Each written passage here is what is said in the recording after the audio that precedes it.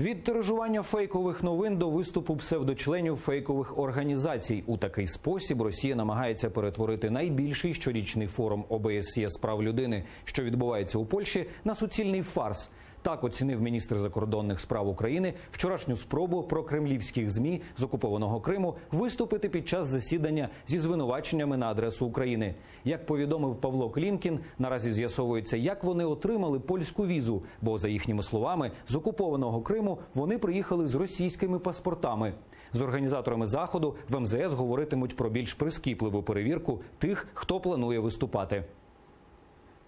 Ми збираємо цю інформацію, оскільки це стосується і окупованого Криму, це стосується і Росії.